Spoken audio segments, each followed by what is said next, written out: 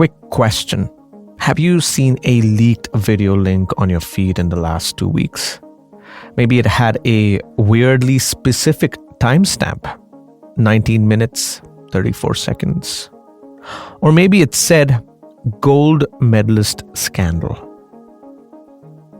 If you clicked it, there's a good chance you just handed your Facebook login to a criminal syndicate operating across India, Pakistan, the Philippines, and Indonesia. The video you were looking for, well, it never existed. It was manufactured by AI in under 60 seconds. This is not hypothetical. This is happening to millions of Indians right now. And yesterday, February 10th, 2026, the government of India responded. New rules. Deepfakes are officially under the law. Platforms now have 3 hours to take them down, not 36 hours like before. 3 hours. Today, we're breaking down these 3 things. The new law and what it actually means. The scam ring that operates as we speak, and what you can do to protect yourself. You're listening to Nelson John 360. Nelson John 360. Hello and welcome back to Nelson John 360. I'm your host, Nelson John. Before we dive in, one number to set the stage.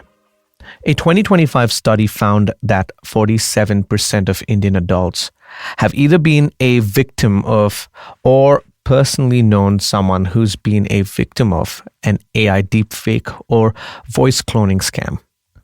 Do you know? It's nearly double the global average. And 83% of those victims lost real money. Half of them lost over 50,000 rupees. Deepfake fraud globally is projected to cause $40 billion in losses by 2027. What's alarming is that, attempts are happening at a rate of 1 every 5 minutes. And India, with 800 million internet users, Aadhaar-linked biometrics and UPI running through everything, we're among the most exposed countries on the planet. So, naturally, the government had to act. Let's start there. On February 10th, MeitY, that is the Ministry of Electronics and Information Technology, notified amendments to India's IT rules. These take effect on February 20th. Platforms have 10 days to comply. Here's what's changed. First, deepfakes now have a legal definition. For the first time, Indian law defines synthetically generated information. Any audio, visual, or video content that is artificially created or altered using AI in a way that makes it appear authentic.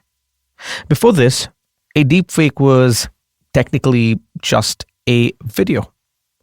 Now, it's a legally distinct category, and that matters enormously for enforcement.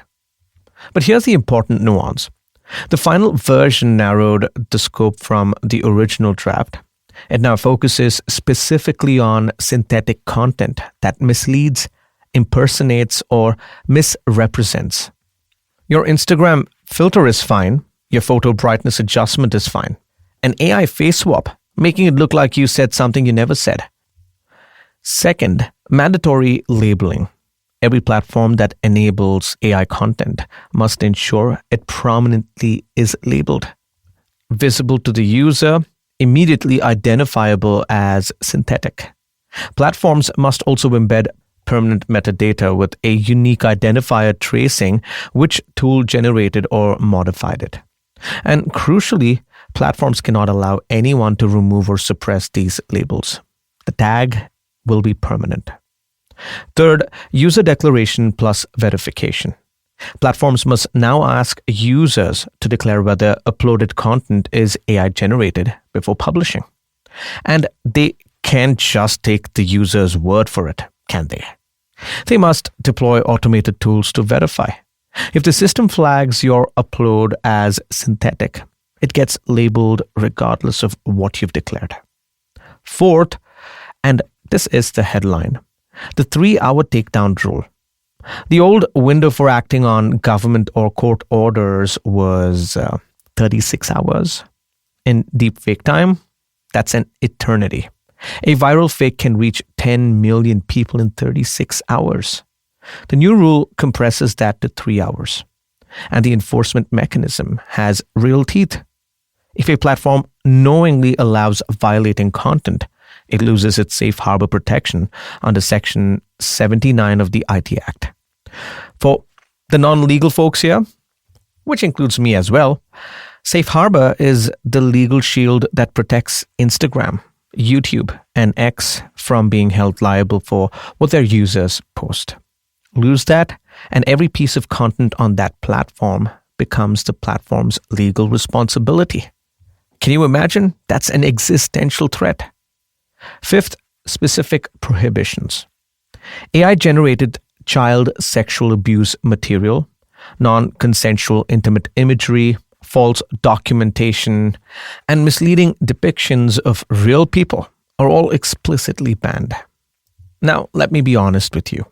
This law is a massive step forward, but there is a problem. Industry groups like NASSCOM, IAMAIA, the Business Software Alliance, all warned Métis during consultations that the enforcement tools are what they call brittle by design. Here's what that means. Someone creates a labeled deepfake on one platform.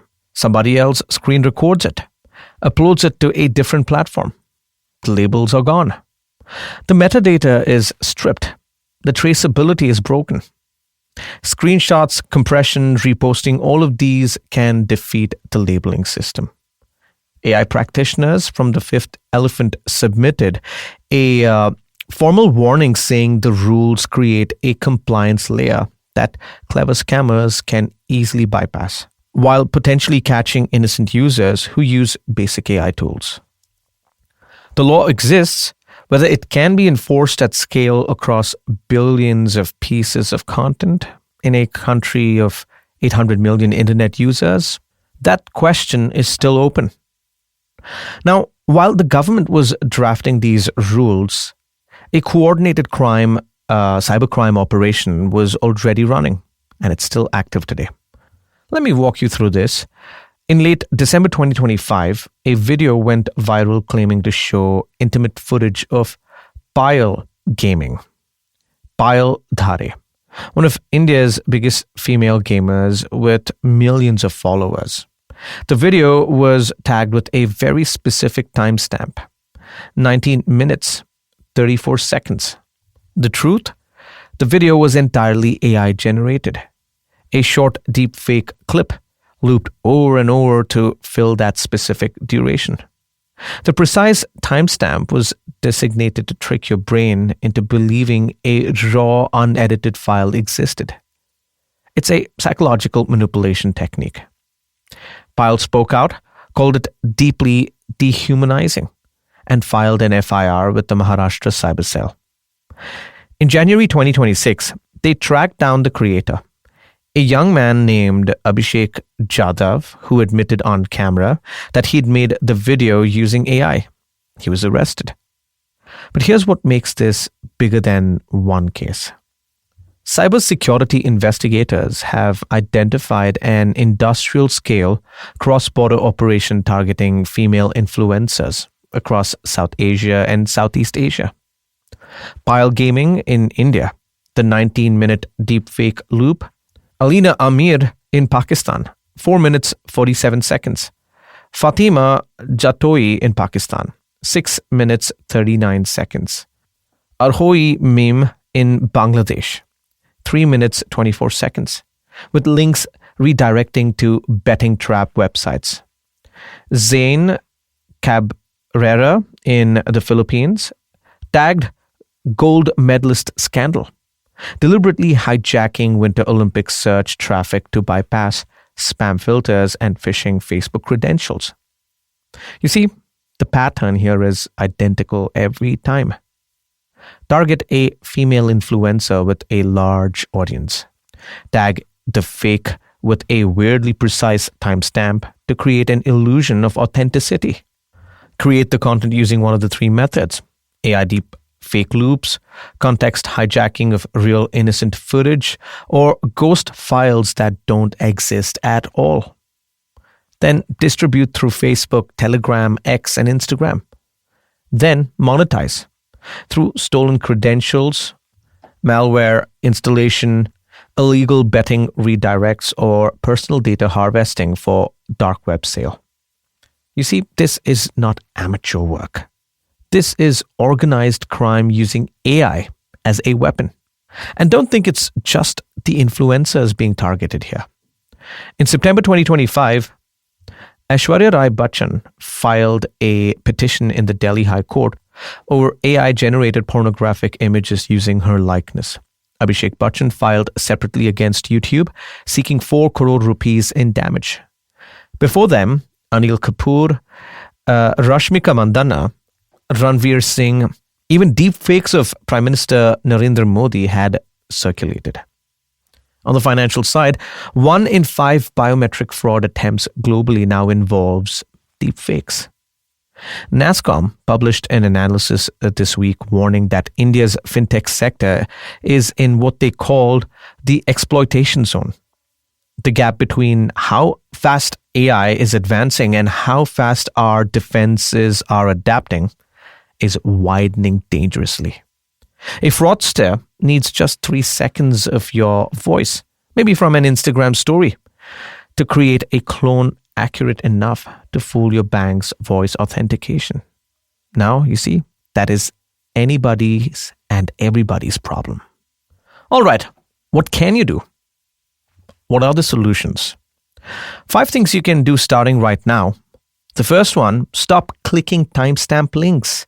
If you see a leaked video tagged with a specific duration, or if you get a link, say what's a WhatsApp forward from an unknown person, or a completely random link, try and not open those. Just close the tab, don't reshare it with anyone. The second solution is to enable 2-factor authentication on every account. Facebook, Instagram, X, your banking apps. So if your credentials get stolen through a phishing link, 2-factor authentication is your last line of defense. 3, never enter login credentials on a page you reached through a social media link. If something asks you to log in to view a video, it's probably a phishing page. Go directly to the app. 4, if you're a content creator or a public figure, follow the Pile Gaming playbook. Don't stay silent. Speak out publicly. File an FIR with your state's cyber cell. Document everything, screenshots, URLs, timestamps. The new rules give you more legal tools than it did before. Under the new rules, platforms are legally obligated to act. The 3-hour clock starts when the report reaches the right authority. So use it. Here's the bigger picture I want to leave you with. India just became one of the first major democracies to put AI-generated content under a binding regulatory framework with specific timelines and real consequences. The EU has its AI Act. The US passed the Takedown Act. But India's approach of tying compliance directly to safe harbor protection, that's a powerful lever. The technology, though, is evolving faster than any law can keep up. Deepfake as a service platforms became widely available in 2025. Detection tools are improving, but still fail against high-quality fakes. The ultimate defense isn't regulation, it's awareness. It's understanding that in 2026, seeing, is no longer believing.